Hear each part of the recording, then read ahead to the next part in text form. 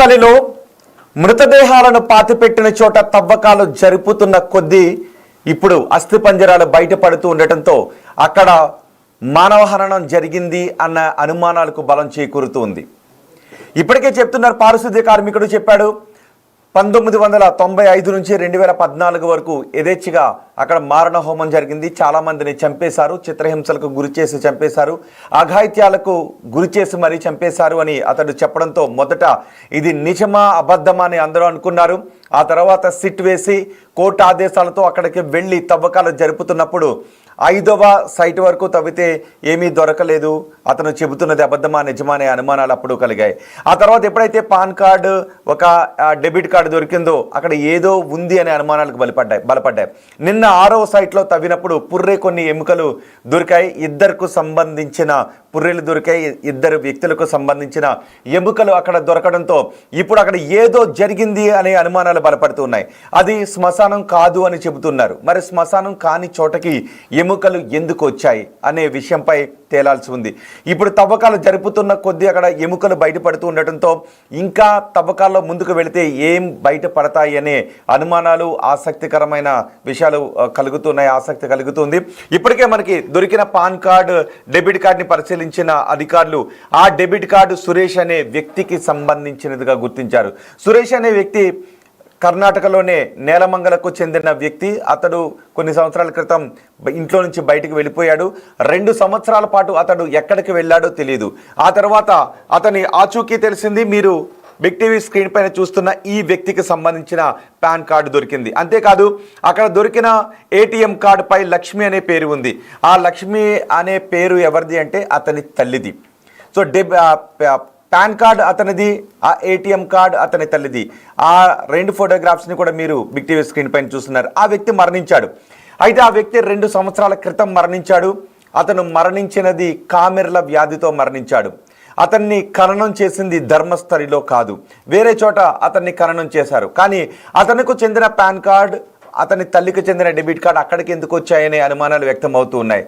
అతను ఇంకెక్కడైనా నదిలో ఎక్కడైనా స్నానం చేస్తున్న సందర్భంలో పర్స్ ఏదైనా పోయిందా, లేదు అతను మిస్ అయిన 2 సంవత్సరాల కాలంలో ధర్మస్థలికి వచ్చి ఉన్నాడా, ఆ సమయంలో అతని పర్సును పోగొట్టుకున్నాడా, అవి ఆ నదిలో కొట్టుకుని వచ్చి అక్కడ కప్పబడిపోయాయా అనే అనుమానాలు వ్యక్తమవుతున్నాయి. అయితే శవాలను కప్పబెట్టిన చోట అతన్ని ఐడి కార్డ్, పర్సు ఎందుకు లభ్యమైంది అనే అనుమానాలు కూడా అక్కడ వ్యక్తమవుతున్నాయి. లేదు అతను 2 సంవత్సరాల పాటు కనిపించలేదు. 2 సంవత్సరాల పాటు కనిపించని అతను ఈ ప్రదేశంలో ఏం చేసి ఉంటాడు అనే అనుమానాలు కూడా వ్యక్తమవుతున్నాయి. ఆ దిశగా ఇప్పుడు పోలీసుల విచారణ కూడా కొనసాగుతుంది.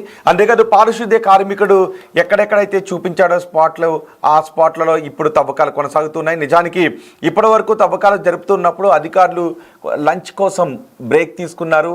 ఆ లంచ్ బ్రేక్ తీసుకున్న సమయంలో తవ్వకాలకు ఆటంకం ఏర్పడింది, కొంత ఆలస్యం జరుగుతూ వచ్చింది. అయితే ఈ రోజు నుంచి, ఎప్పుడైతే నిన్న అస్థిపంజరాలు అక్కడ కనిపించాయో, ఈ రోజు నుంచి తవ్వకాలను వేగవంతం చేశారు. అక్కడే స్పాట్లోనే అన్నం వండిస్తున్నారు, ఆహార పదార్థాలు వండిస్తూ ఉన్నారు. అక్కడ పనిచేస్తున్న వారికి, తవ్వకాల్లో పాల్గొంటున్న సిబ్బందికి, అధికారులకు అక్కడే ఆహార పదార్థాలు వండిస్తున్నారు. దీంతో లంచ్ బ్రేక్ తీసుకునే అవకాశం లేదు.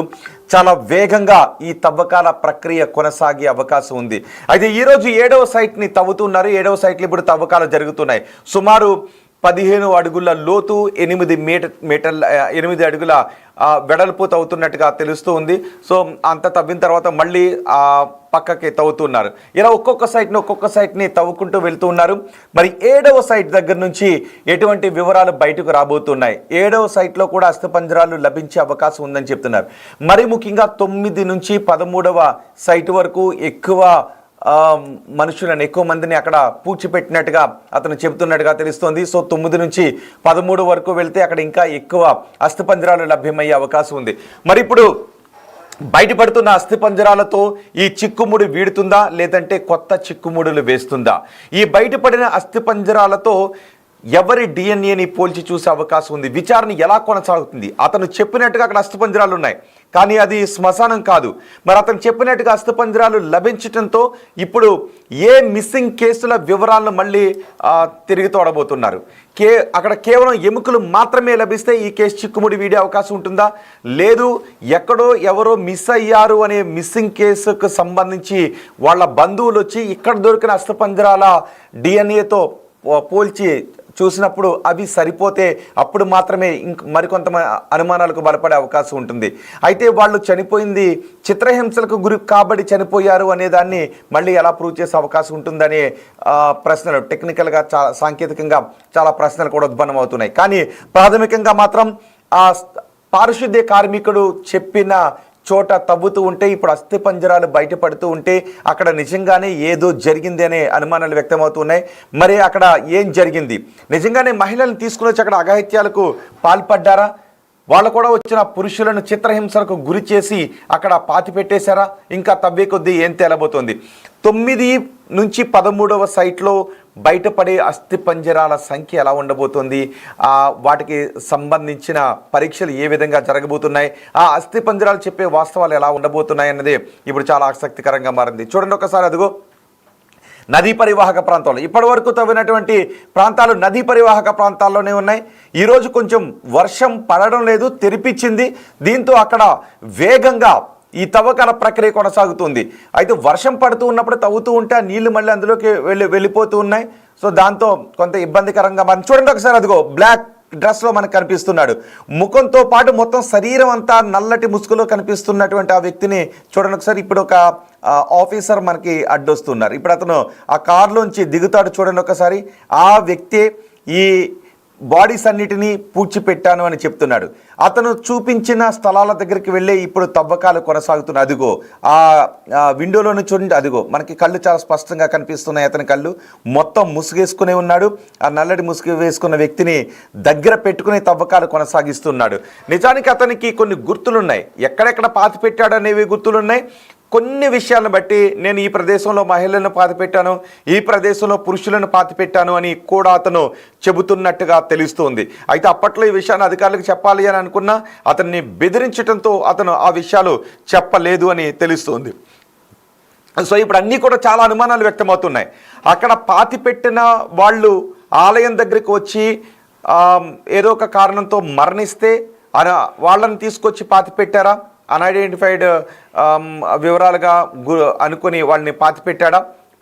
లేదంటే అతను చెప్తున్నట్టుగా మహిళలపై అఘాయిత్యాలు జరిపి చంపేసి ఆ బాడీస్ని అతనికి ఇచ్చి పాతి పెట్టమని అన్నారా? ఇవన్నీ కూడా అనుమానాలే. కొంతమంది ఇవి కాదు, గుడి ప్రతిష్టను దెబ్బతీసే విధంగా కొంతమంది చేస్తున్నారని అంటున్నారు. వాళ్ళు చెప్పే కారణం ఏంటి అంటే, ఒకవేళ చిత్రహింసలకు గురి చేసి వందలాది మందిని చంపేస్తే అన్ని సంవత్సరాల పాటు యథేచ్ఛగా మారణ హోమం జరిగి ఉంటే ఆ సమయంలో ఎవరికీ తెలియకుండా ఇలా జరిగే అవకాశం ఉంటుందా? దాని గురించి ఒక్క విషయం కూడా ఆ సమయంలో బయటికి రాదా? అంతమంది మిస్ అయిపోతే పెద్ద కలకాలం చెలరేగదా అని కొంతమంది అంటూ ఉన్నారు. అంతేకాదు, అలా చనిపోయిన వాళ్లను నిజానికి ఎవరైనా ఎక్కడైనా ఒక నేరస్తుడు సాక్ష్యాలు లేకుండా చేయాలని అనుకుంటాడు. కానీ అక్కడికి తీసుకొచ్చి పూడ్చిపెట్టి సాక్ష్యాలను సజీవంగా ఉంచాలి అని నేరస్తుడు ఎవరైనా అనుకుంటారా అనే కొన్ని అనుమానాలను కూడా వ్యక్తం చేస్తున్నారు. కానీ ఇక్కడ ఈ పారిశుద్ధ్య కార్మికుడు చెబుతున్నటువంటి వివరాలు మాత్రం వేరే విధంగా ఉన్నాయి. నాకు ఆ పనిని అప్పజెప్పారు, నన్ను ఆ బాడీస్ని తీసుకెళ్ళి పాతి పెట్టమని చెబితేనే నేను పాతి పెట్టాను. ఎక్కడైనా చెబితే నన్ను చంపేస్తామని బెదిరించారు కాబట్టి నేను అప్పట్లో ఆ విషయాన్ని చెప్పలేదు అని అతను చెబుతూ ఉన్నాడు. సో ఇప్పుడు దీనిపై తవ్వకాలు జరుపుతూ ఉంటే మృతదేహాలకు సంబంధించిన స్కెలిటన్స్, అస్థిపంజరాలు బయటకు వస్తూ ఉన్నాయి. ఇప్పుడు ఆ అస్థిపంజరాలు ఎవరివిగా తేలుస్తారు? వాళ్ళు ఆ అస్థిపంజరాలు బతుకున్నప్పుడు, వాళ్ళు మనుషులుగా ఉన్నప్పుడు వాళ్ళు చనిపోయిన కారణాన్ని ఏ విధంగా తేలుస్తారు అనేదే ఇప్పుడు బిగ్ క్వశ్చన్, నిపుణులకు ఉన్నటువంటి బిగ్ క్వశ్చన్. అక్కడికి ఫోరెన్సిక్ ల్యాబ్ ప్రతినిధులు కూడా అక్కడికి వస్తూ ఉన్నారు. ఆ దొరికిన పుర్రెలను, ఎముకలను బకెట్లో, కవర్లో వేసుకొని ల్యాబ్కు తరలిస్తూ ఉన్నారు. కొంత అక్కడికి అనుమానాలు వచ్చినప్పుడు ఉన్నటువంటి స్థానికులను ఇది ఎలా జరిగే అవకాశం ఉంటుంది, ఇక్కడ ఎప్పుడైనా గతంలో ఈ ఊళ్ళో చనిపోయిన వాళ్ళని ఎవరైనా తీసుకొచ్చి ఇక్కడ పాతి పెట్టేవారా, ఇలాంటి వివరాలన్నీ కూడా అక్కడ ఎంక్వైరీ చేస్తూ ఉన్నారు. మరి ఈ రోజు నుంచి జరిగే తవ్వకాలు చాలా వేగంగా జరగబోతూ ఉన్నాయి. ఇంతవరకు జరిగిన తవ్వకాల కంటే ఈ రోజు నుంచి తవ్వే తవ్వకాలు మాత్రం చాలా వేగంగా జరగబోతున్నాయి. ఆ చిట్టడవిలో, ఆ అటవీ ప్రాంతంలో, ఆ నేత్రావతి నది ఒడ్డున జరిగింది సహజ మరణాలకు సంబంధించిన ఖననాల, లేదంటే క్రూరంగా చంపేసిన వ్యక్తులను తీసుకొచ్చి పాతి